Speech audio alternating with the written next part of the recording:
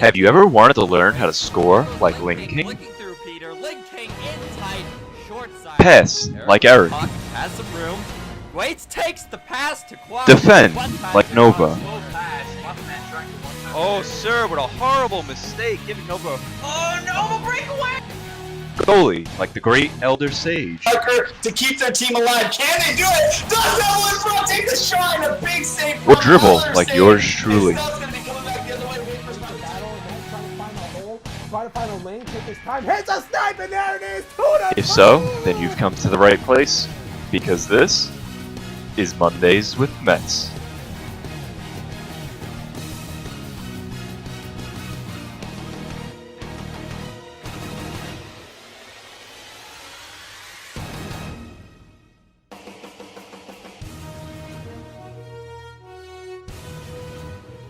Welcome to the second half of episode number 1.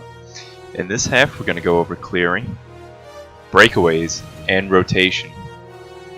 Then we'll wrap things up with the dribbling drill, review, and a preview of episode number 2, which will focus on defense.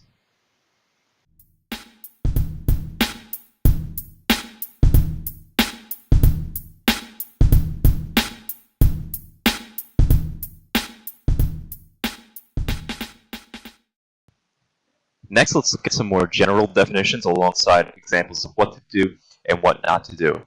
First, we'll look at clearing. To clear the puck means simply to hit the puck away from the offense. It's very, very important to clear the puck when it's in front of your own net. The easiest way it gets scored on is you hold that puck in front of your net with the enemy around you. He just comes up, steals it, quick shots it in for a goal. You don't want that to happen to you, so make sure if you have the puck in front of your net and there's someone on the other team near you, you're clearing it right away. You can clear it to the boards, it's always safe. You can try and clear it to a teammate if you see someone open right away, or you can just clear it to your goalie. Very simple, safe, smart play. Despite how important clearing the puck is, you should be careful not to fear clear. What is a fear clear? That's when you clear the puck when there's no threat around you and you waste a good opportunity to create a breakaway, a scoring opportunity for your team, or even worse, you turn it over because you panic and you're just spam clicking it away for no reason. So we're going to take a look at a fear clear that turns into a goal for the other team. Okay, so on this play, Reshiral has at least 3 options he can do instead of just immediately trying to pass it to the goalie. You see right here, he doesn't even have a direct line to the goalie, especially with the goalie staying in the net. Papichulo could have moved his stick out of the net, but since he didn't, there was no way that Reshiral could get that pass to him immediately from this angle. So what he could have done instead was he could have just held the puck here. There's really no danger to him in this area, and no one was pressuring him really anyway. But even if Zach comes in and boosts towards him and steals the puck, he's kind of in a dead zone for the offense. He can't really score from here. So it's not that bad if he turns it over from this position. Another thing he could do is if you look down, Metz is wide open, me. He could just pass it off the boards back here to Metz. Pretty much wide open, no one's covering him. Vapor's up here, and Umbrian's back here. So Metz would have a breakaway if Reshiral just passes it behind the boards here, or even just holds the puck and skates it back and then taps it over to him. And then another option he has here that he could do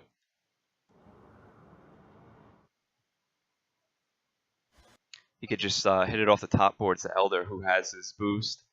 He's probably going to turn around right here because he's expecting a possible outlet from Reshiral. And lastly, one more thing that Reshiral could have done. He could have just held the puck. See if Zach pressures you. If Zach pressures you, then you can kick it out to Elder for an easy outlet. He'll be wide open. If he doesn't pressure you, you can just skate forward and give it to Papichulo. Instead, what he does is really just a big-time panic play. Tries to immediately hit it to the goalie for no reason, and it ends up turning into a goal for the red team. You can see right here. Zach didn't even have to use his boost to get the puck, so it's a pretty good scoring chance for him, and he takes advantage of it.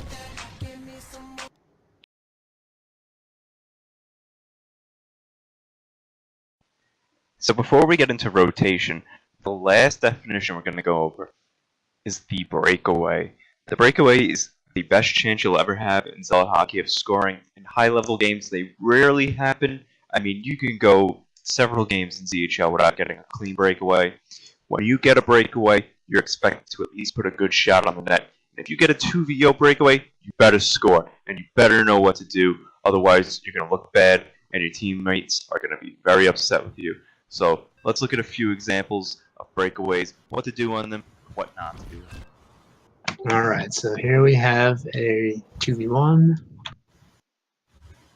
which fortunately then opens up into a 2v0. Alright, step forward.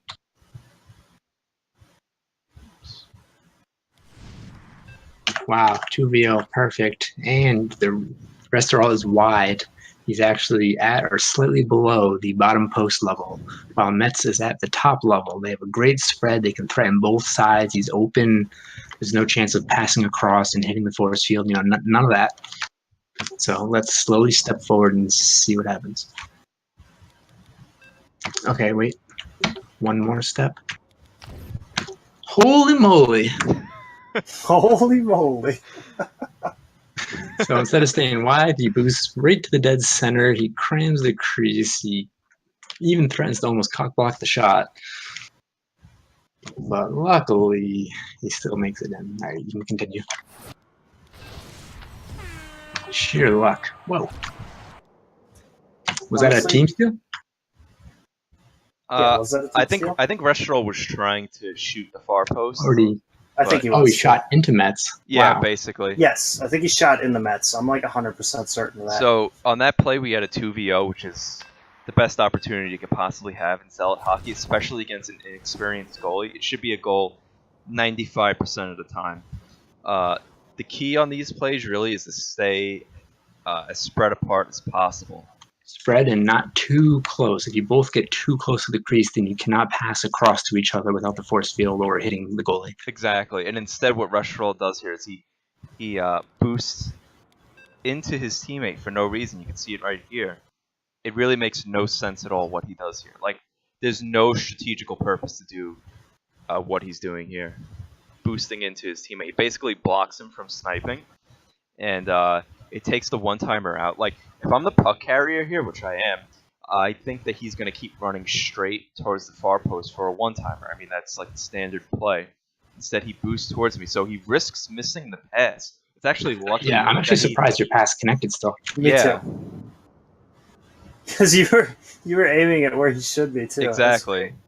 So it was kind of lucky that he even caught the pass to begin with, and then, like, Yeah. lucky that. Oh yeah, he shot into you. Yeah, lucky that like I caught his shot and then was spamming it in. That was just one of the worst possible things you could do on that play. Actually, it's probably literally the worst thing you could do. And that the worst situation. part about that is if you were against not to put Timmy on blast, a good goalie like Ruckel, Right. he wouldn't boost twice. Exactly. He'd still have a second boost. He would save that shot. Yeah. Guaranteed. He'd boost right at Metz and cut off the angle. Or giving me even enough someone time who's to more catch up. aggressive, like Elder Sage, might see Yeah. that boost and just come out and steal it Boost really in it, quick. yeah. Exactly. Especially with no time left. So now let's look at a perfectly executed 2v0 breakaway. So in this play, you'll notice that Swift and myself, we have a clean 2v0 breakaway, no defense in sight to break it up. Should be a goal the vast majority of the time, even against a great goalie like Ruckel, who is arguably the best goalie in the game. On his home server, Central, has great ping, great reflexes, knows what to do in all situations. Nonetheless, should still be a goal the vast majority of the time as long as the offensive team executes. They're both going towards the net. They're both creating space for each other. Metz advancing towards the top post and Swift going towards the bottom post, giving each other options and space to make a play on their own. So let's see how this turns out. So the first thing you should notice right here, I use instant stop to avoid crashing into the crease, but also so I don't get too close to the crease, so I have room to pass. See, if I were to stop right around here, my pass might bounce off the shield. So by stopping here, I create a little space for myself. I also give myself room to snipe as well on the far post. If I stop up here, harder to shoot at the far post because he can easily just turn his stick and catch it. You'll notice Swift still going towards that bottom post. Let's see what he does next.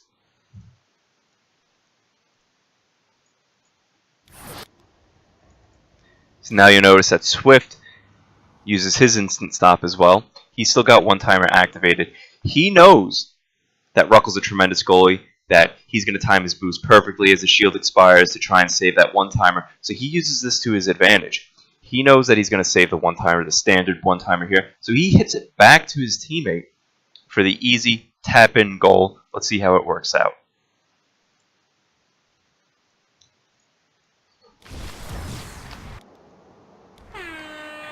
It was really just a tremendous play.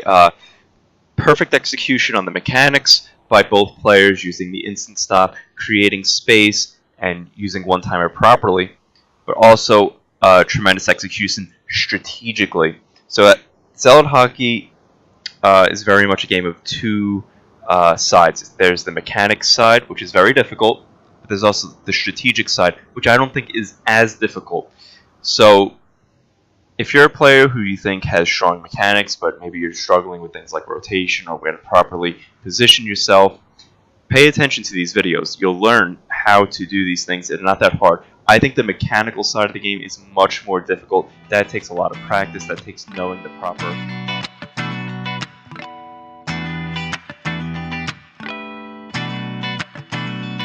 The last thing we're going to go over in this episode is rotation. The basics of rotation are fairly easy to grasp. It'll take you a while to perfect it, to always rotate, and to gain chemistry with different players, different teams. But I think even if it's your first game of Zealot Hockey, you should be able to at least grasp a basic understanding of rotation. And I hope with this video that I want to see all pro players next season rotating properly, helping out their teammates, being in sync with them, getting back when your abilities are down, rotating when you're not open. I want to see that happening. So we're going to go over a couple plays, some poor rotational plays, some good ones. We're going to see why it works, why people fail at it, what they're not looking for, and how to improve your play.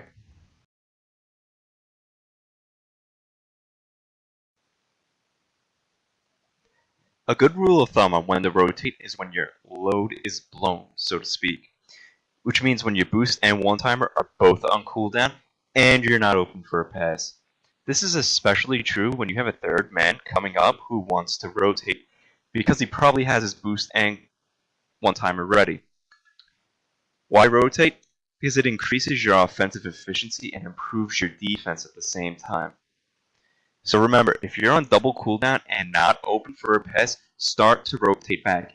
Even if you're not sure where your third man is, start to rotate back, because it's the right move to make. Your third man will start to see what you're doing, and he's going to rotate with you. It's going to improve your play, not just in that specific game. It's going to improve your play in every game that you partake in, because your teammates are going to start to learn that you're rotating properly, and they're going to rotate alongside with you. So start getting this key fundamental down. It's probably the most important thing for a new player, honestly, is to rotate.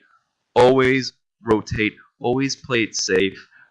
Use your teammates. It's not a individual sport, so to speak. It's a team game. So always try to rotate, no matter who you have on your team. So first, let's look at a play in regular game speed of a team that does not rotate properly, and then we'll break it down frame by frame and see what goes wrong and what they could have done better.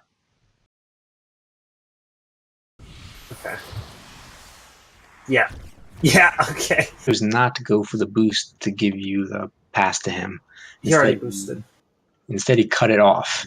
So right here, if I was him, he blew his C, he blew his boost, get the fuck back. Right, he should have been Yes. rotating back here right now, especially with you open. See, if he starts rotating back here, I could just pass to you. You have a wide open lane with boost, and you could drive, Exactly. you could pass it back to me, whatever you want to do. But instead, because he stays here, it just ruins the play completely. With his load blown. That's the really key thing. Right, exactly. His boost is gone. His one-timer's probably about to expire too. It's like he's useless right here. Cut away. Is he heading home, or is he still trying to receive the pass? No, he He's ends trying up. to do like some sneaky one-timer. Yeah, he ends up staying still. Like, see, Oh boy. he doesn't. He doesn't even rotate yet. He's still on offense. I think right there is where I'm like, oh boy, and then I run back. Yeah.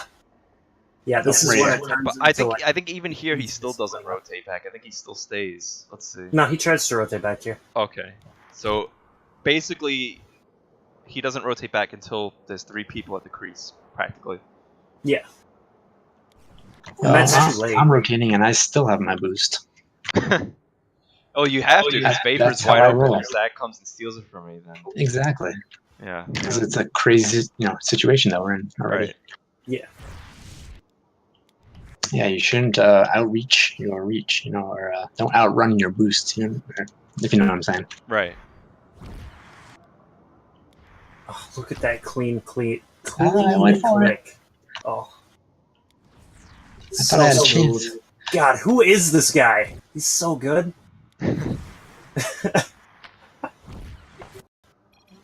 The classic. I'm sorry. Elder's Woman gets me every time. The classic rule of thumb for Zealot hockey is if a teammate has boost and you don't, the teammate goes up and you go back. You go back to play defense. That way your teammate can go up with his boost. Having boost gives you like an infinitely better chance of scoring. Gives you so many more options. Whereas if both skaters up front don't have boost, the play's pretty much dead. Because both Right. defenders, like me and Umbrian, we're kind of understanding that we have an inexperienced goalie. So we're playing super passive and trying to block snipes. Right. You can easily take advantage of that with really good passing. Hmm. Like, there's nothing the defense can do to stop that.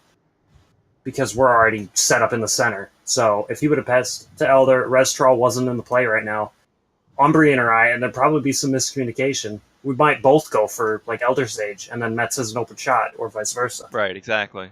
It collapses the defense and forces them to make a play. So right here on this play, Restral should have been rotating back because he didn't have his boost, and you see Elder coming up with his one-timer activated. So if Restral starts rotating back here, it probably is going to drag a defender with him. Yeah, And my boost, yeah. yeah, and Elder has his boost too. So even if Elder doesn't want a one-time here, he can just catch the puck, catch and carry, and drive with his boost. No, he doesn't. Oh, Elder doesn't have his boost? No, Elder does. Rest Oh, doesn't. Sorry. Elder's right. typing questions. Okay. Yeah, Restral doesn't have his boost here. He's not open. He should be rotating back immediately right here when he sees Elder coming up. The shield is about to expire, so Mets the puck holder. He could snipe if Restral wasn't standing right here on the crease, because the defender might not be there. Alternatively, I could pass to Elder Sage, who has his one-timer on, or he could just cancel the one-timer and catch and carry with his boost. But instead, because Restral's here, it blocks off anything from happening. He drags the defender to the crease unnecessarily. As you see, Umbrian's here. Yep. And it makes the puck carrier, it makes his teammates weary to do anything, because they know if they turn it over, that it's going to be like a breakaway 2v0, 1v0, because they have no one rotating back to play defense. So sometimes less is more. When you have 3 players on offense, oftentimes it makes it harder to score. So Restral, he should be rotating back here. He doesn't, and it costs his team a very good scoring opportunity. So on this play, we'll see a good example of proper rotation. So right here, the puck carrier, that's me, Mets. My boost is on cooldown, but I'm also the most forward man on the play. So let's see how this unfolds. So right here, I'm still the most forward man. My boost cooldown is about halfway through. Still the most forward. Cooldown's about to finish. And right now, at this point, Carlito's about to surpass my positioning. So soon I'll be in the second man position, right as my cooldown's about to come off. So I think what I would probably do here most of the time is I see my third man, he's wide open, Zach Smack. He's got his boost, he's got his one-timer.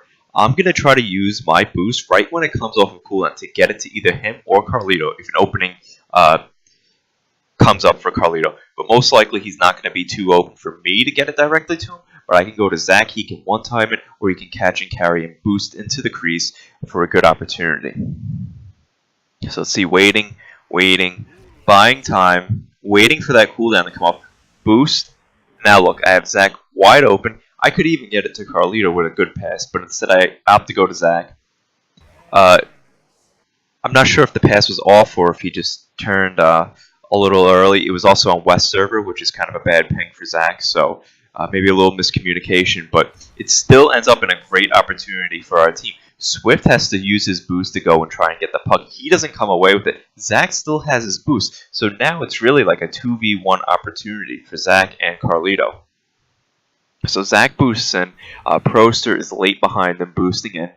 Carlito still there in good position, a 1v1 opportunity with a great scorer like Carlito on his home server. You love those chances if you can get them. So Zach's still with the puck, fighting.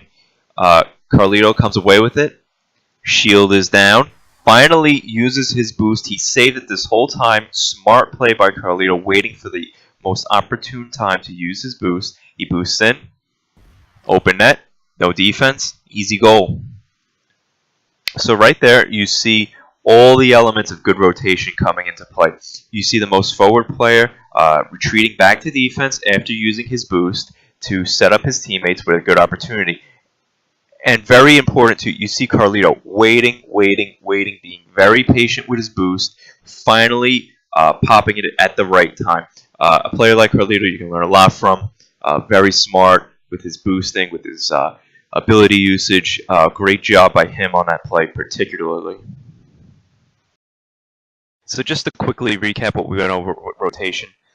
Remember, always try to rotate when you're on full cooldown, meaning your one-timer is on cooldown and your boost is on cooldown when you're not open. If you're still open for a pass, you probably should stay up. Your teammate's probably going to still try and get it to you. But if you're not open and you see your third man creeping up, he's got his boost, he's got his one-timer, start to rotate back. Remember, rotation helps both offense and defense by having smooth, clean gameplay. Teamwork makes the dream work, as they say.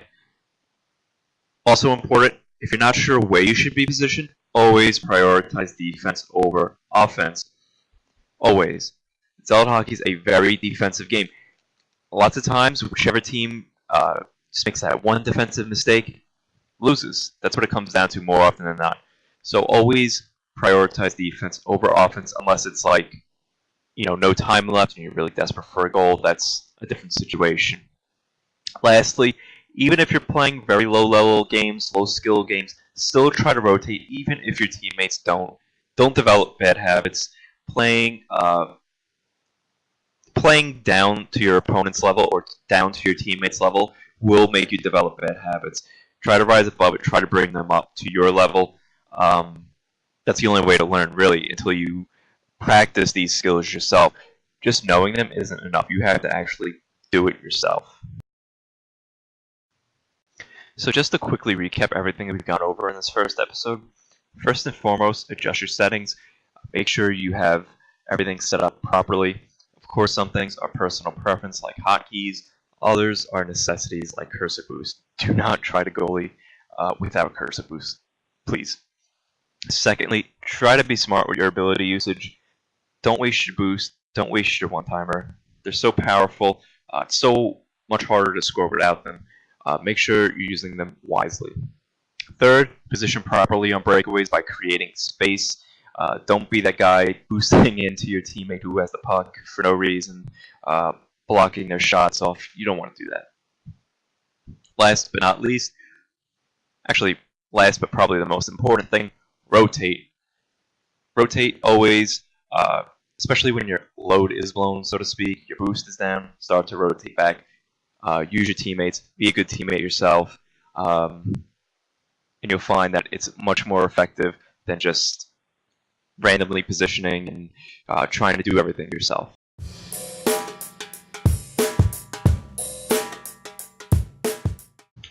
So I'm just going to finish up this episode with a simple drill that you can work on by yourself.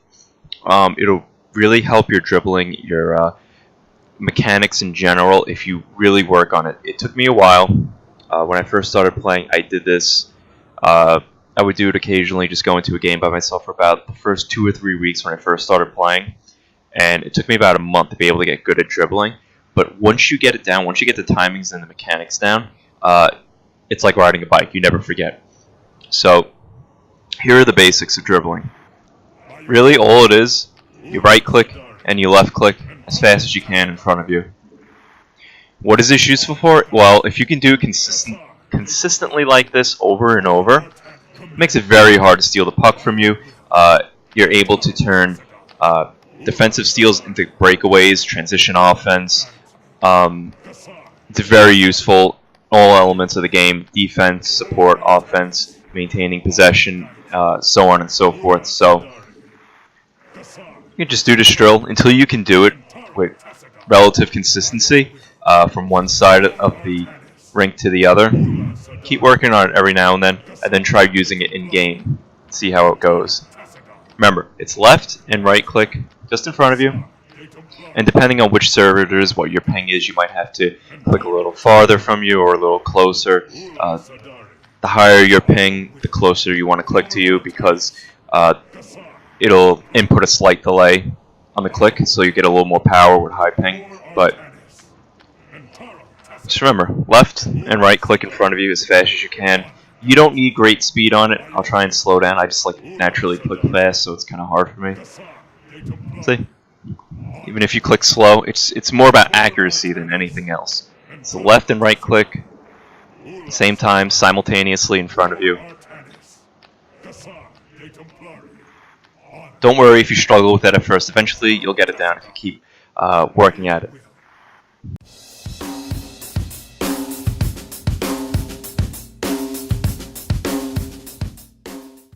So this concludes the first episode of Mondays with Mets. I know this was a fairly basic episode, but that's what it was aiming to be. It's the fundamentals, mainly aiming to help new players and pro players. At the same time, if you're a ZHL player, you might have learned a thing or two, and I hope you did. Next episode, we're going to go over defense. The most important element of the game. Zalot hockey is such a defensive struggle, especially at the top level, ZHL, IXDL. So mainly looking again to help new players and pro players, but we'll go over some advanced stuff as well. I'll be joined with Zach Smack and Elder Stage in the next episode, and maybe a couple of other special guests, so stay tuned. Thanks for tuning in. I hope you enjoyed it. I'll see you next time.